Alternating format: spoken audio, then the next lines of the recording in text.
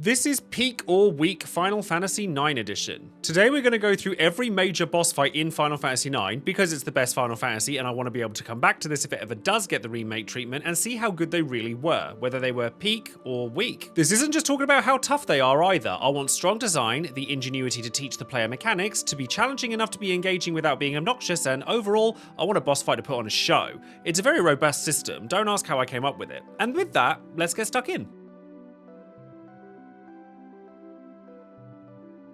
Oh, where better to start than the very beginning? We have Plant Brain up first, because it is the first major boss with a proper boss theme, not Baku.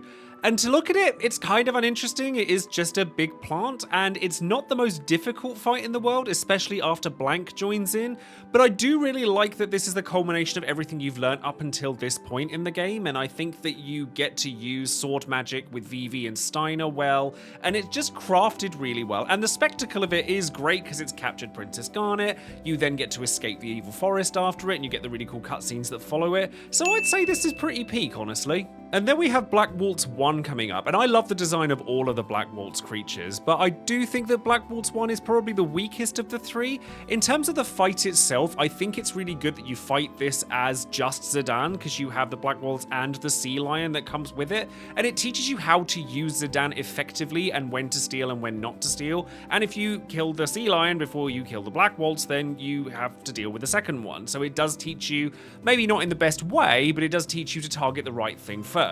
I'd say this is peak, but it's a very soft peak for me. Black Waltz 2 is a little harder to judge because there's nothing super special about the fight with it in Dali, except for the fact that it won't attack Garnet, and you lose when you only have Garnet left in the party. But other than that, it's quite an unremarkable fight, so I'm gonna say this is the first weak fight of Final Fantasy IX. Black Waltz 3, though, is a different story entirely. I love fighting Black Waltz 3. The design of the Black Waltz 3 is the best of the Black Waltz altogether. I really like the way that this has Vivi going into trance at the start of the fight, kind of signifying how trance is meant to be an emotional response from the characters, and it's utilized in the gameplay really well here. It's not particularly difficult, but none of the Black Waltzes are, I guess maybe except the first one, but the spectacle of fighting him on the airship en route to Lindblum is really good, so this is definitely a peak fight. And then up at 5th, we have Gizamaluk from Gizamaluk's Grotto, and I don't really like this guy. I think it's the most difficult fight up until this point in FF9, but everything else about it, it's just kind of a guy that's in your way on the way to Burmecia. They make a fuss about it being this guardian, but it's kind of just Leviathan, but worse. So, I don't know, I think this is kind of a weak one. Beatrix Part 1 in Burmecia is honestly not just one of my favourite boss fights in Final Fantasy IX, but one of my favourite boss fights ever made. I actively go looking for boss fights that are as good as this. The first time you come up against Beatrix, you know you're in for a rough ride. And it's the first time I think I've ever personally encountered a fight in which you're not supposed to win, and you can't win no matter how hard you try. It's actually quite difficult just to stay alive the first time that you fight Beatrix, and you kind of go, oh god. And just stealing from her is challenging, but it's not so obnoxious that you don't want to do it. The music is perfect, the setting is perfect. This goes beyond peak. This is chic, mama. Black Waltz 3 Part 2? It's okay. Like, you know, Black Waltz 3 is still cool, and it's definitely not a difficult fight. It's just kind of another fight that's just in your way more than anything. I don't feel that this really served that much of a purpose beyond just introducing the original, like the 3 fights with the Black Waltzes.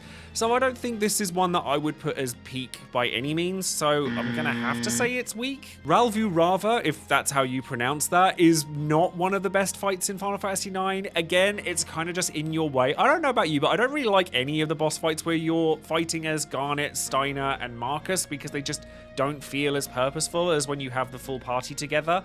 It's also not particularly interesting design-wise. It's just a worm, and it's slightly annoying at best, especially if you've gone through the trouble at Trino of picking up like the blood sword for Steiner, used your Stalazio coins to get some like really interesting gear at that point.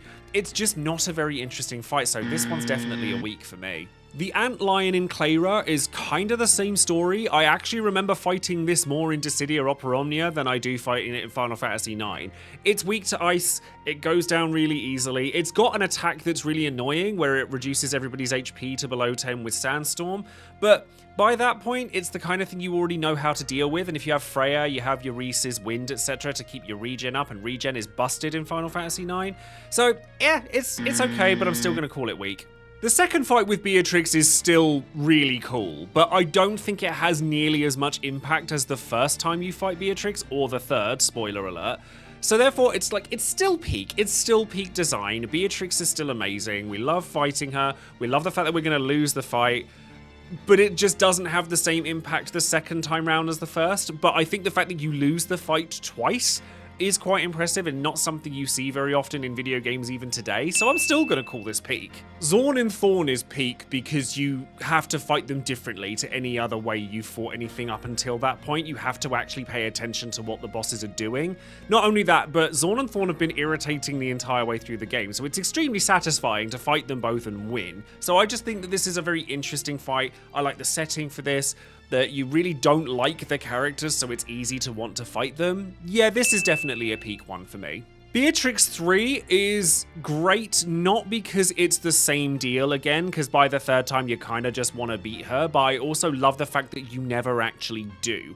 Because by this point in the fight, Beatrix's willpower has been worn down, she's still giving it her all, but she doesn't know why. So I really enjoy the story connotations of this particular fight with Beatrix, as opposed to the fight itself. It's still challenging, like if you let her get the jump on you, she can be a pain, but I really enjoy just what it means for Beatrix as a character, and it really elevates her to being one of my favorites overall.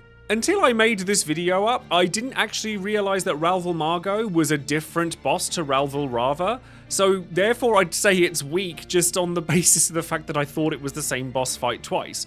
Because it kind of is. It's another worm, it's basically a recolor. I'd say this is one of the weakest boss fights in the entire game. You've got Vivi, it's not challenging, it's weak to ice, you pelt it with that, you maybe steal an item. It's kind of just a very go-between boss fight, so no, this is weak. Lani is a bit of an unsung hero in Final Fantasy IX, and a lot of it comes around to her boss fight. It's because I really like the juxtaposition of how Lani fights as opposed to how the Black Waltzes did, because Lani will actively only attack Garnet as long as she's alive, and she'll only just focus her down until she gets what she wants because she doesn't like her. I think that one of my favorite things in Final Fantasy, like combat and gameplay design, is how the story is interwoven with it, and the Lani fight is a massively good example of that, so this is peak. Actually, everything I said about Ralval Margot, take it back, because I think that's true of the Hilgigas. I hate fighting this thing, and it has nothing to do with the fact that the fight is hard, because it's not, but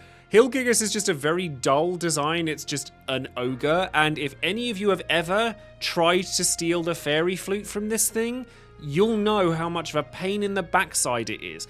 It's not well designed because you don't have like a high % chance to get the weapon whether you want it or not. It's like a 0.4% chance of getting it, so you're just kind of stalling this fight out to try and get this weapon that's a marginal improvement on what you already have. So for that reason alone, this is going to near the bottom of the pile. This one is weak. Soul Cage in the Aether Tree. Now this one I kind of like. Soul Cage is really cool because you have multiple ways of fighting it. It's undead, so if you've ever played a Final Fantasy game, you'll know that casting life or, you know, any kind of curative spell on this monster is going to do damage or even outright kill it. But if you don't know that, Soul Cage is actually really quite tough. And because of that, I think that design-wise, it's really cool. It's a representative of the Aether Tree itself, but it's undead, which means it's corrupted, and it's all weird and wrong. And you're kind of realizing things along with the characters with this fight, so I think this is peak. Oh, Tantarian, the first, like, properly optional boss fight in Final Fantasy IX.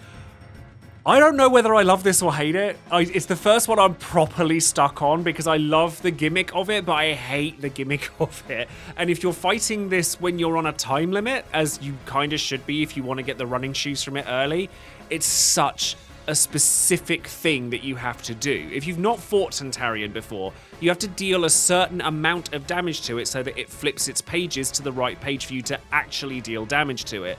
And if you don't know that, you're just going to be bashing your head against a wall for ages. And unless I'm forgetting things or misremembering them, there's nothing the game really tells you to like aim for when it comes to Tantarian.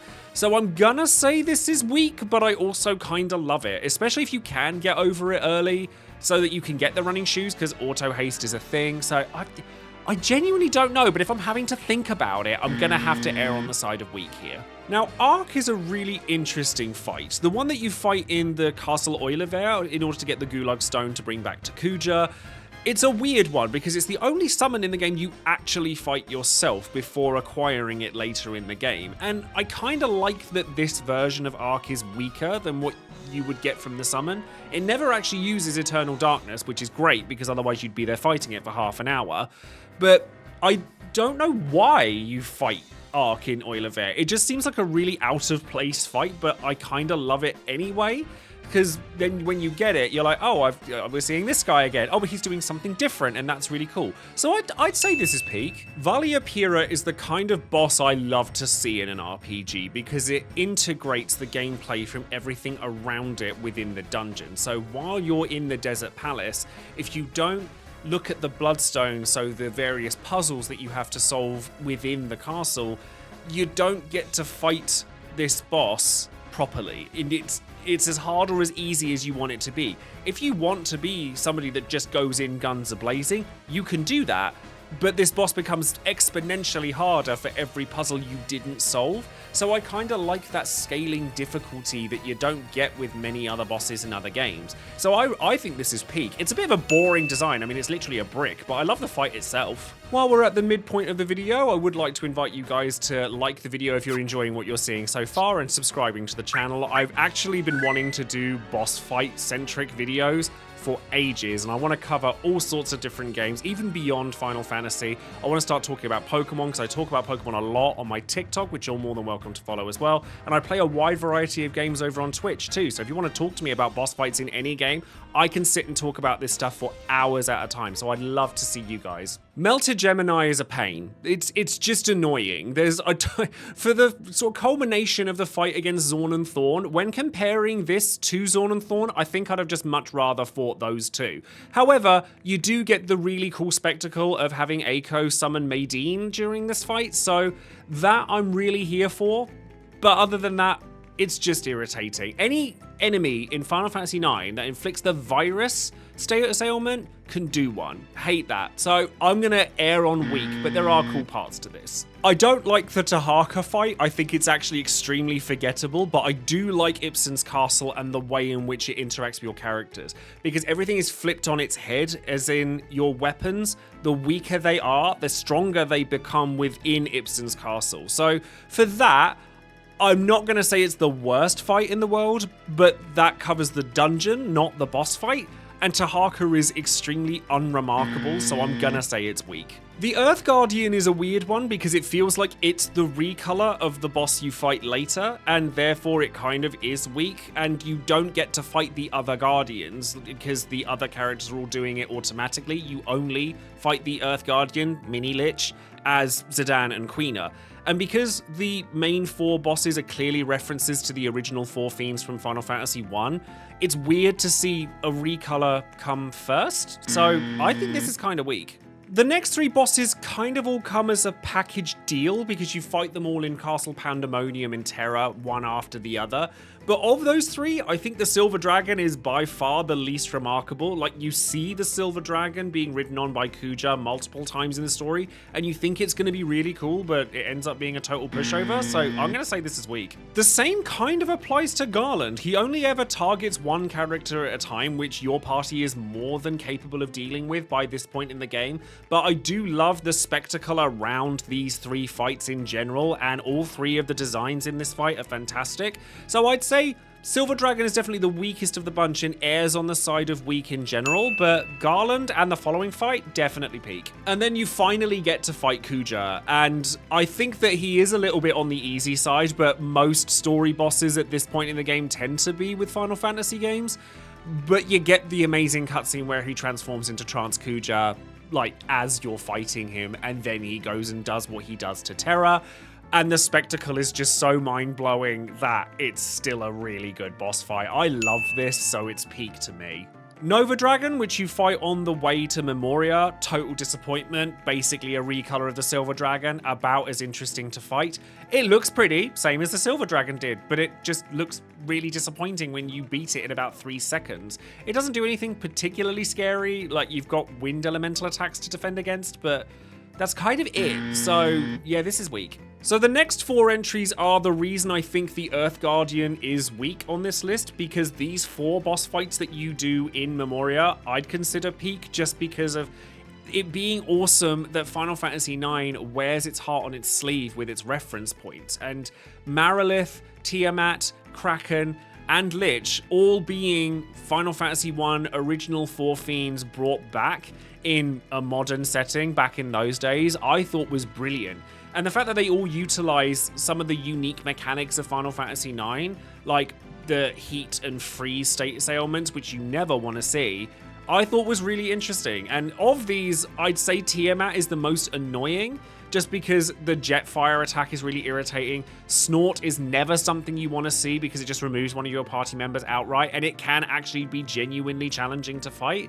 They're all peak. As a package deal, they're all peak. Individually, I'm not so sure, but I'm gonna, for the sake of an argument and the fact that it's my video, I'm gonna put them all together, and as a collective, I'd say they're pretty peak. Oh, Hades. Oh, Hades. I love to hate this guy. I think he's a peak fight. I'm just going to say that now. Just because he's memorable. Like, you come across him completely out of nowhere. Most players on their first playthrough for Final Fantasy IX probably didn't even know he existed. You could come across him almost entirely by accident, and when you do beat him, you get rewarded extremely well for it because you get the secret synthesis shop. This is the kind of fight that people talked about a lot when Final Fantasy IX first dropped, and when I was a teenager playing through it, I struggled with this fight. He's basically a Marlborough. He's a pain in the backside, but I kind of love him for it, so this is peak. So before we go into the final bosses, we have 2 optional bosses to talk about, the first of which is Quail. I kind of live for this fight. I'm not gonna lie. I think that the best fights in any game are the most unassuming ones that turn out to be horribly difficult, and just for having 99 frogs come along with Quina, you just end up fighting Quail and he absolutely wrecks you. And I think that it's brilliant. I just love having a fight like this come out of absolutely nowhere. And you get like cool items for beating him. You get Quina's ultimate weapon and that's great. You've got plenty of time just to steal everything you need to from him, but it's a pain in the backside, but I live for it, so it's peak. And then you have the true super boss of Final Fantasy IX, which is Ozma. As far as super bosses go in Final Fantasy IX, I'm going to probably go on a bit of a hot take here and say this is mid. Design-wise, it's a colourful ball in the sky. It's a very nothing design. In terms of the fight, it's cool, but you have to go in knowing exactly what Ozma is going to do because it acts so frequently compared to every other enemy in the game that you kind of railroaded into how you fight Ozma. And I still like there to be freedom of expression against super bosses, and Ozma feels quite restricting because Doomsday heals it, and unless you've got Dark Absorb on all of your party members, hurts you, so it just kind of feels cheap and obnoxious rather than challenging. But I still think it's peak in the context of Final Fantasy IX.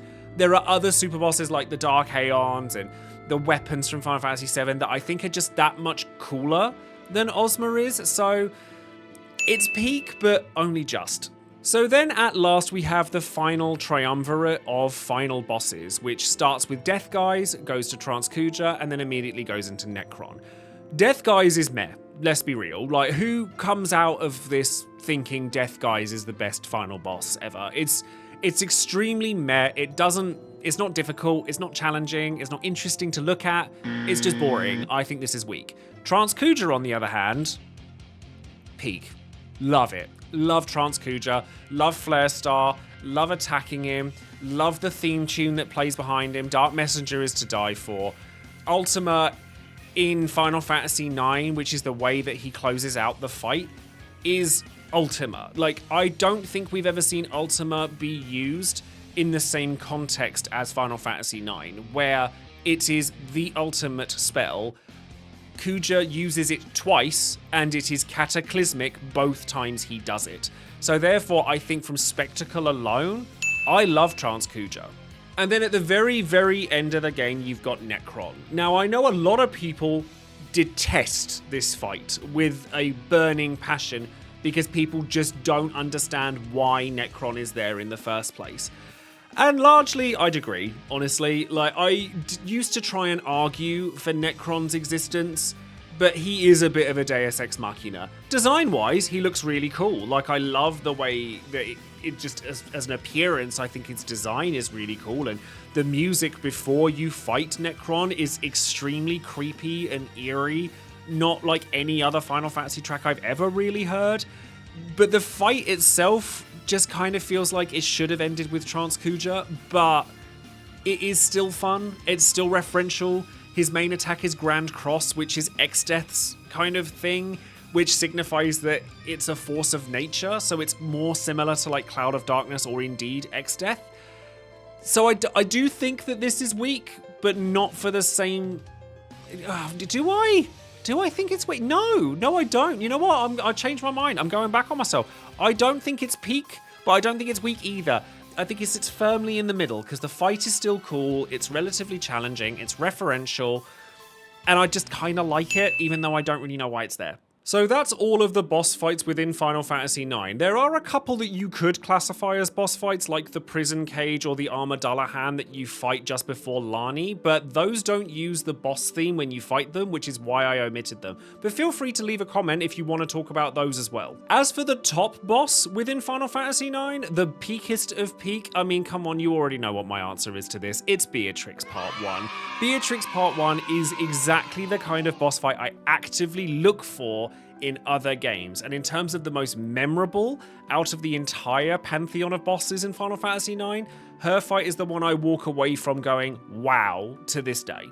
Did you disagree with any of the takes I had here on any of the bosses in Final Fantasy IX? Let me know what your list is in the comments. I'll leave a pinned comment with all of the bosses I've named in this video so you can make your own peak or weak list, and let me know which game you'd like to see next, because I can talk about boss fights for days on end. It was easily the most exciting aspect in Opera Omnia for me, for people who remember me for that game, so why not bring it to the other games I enjoy?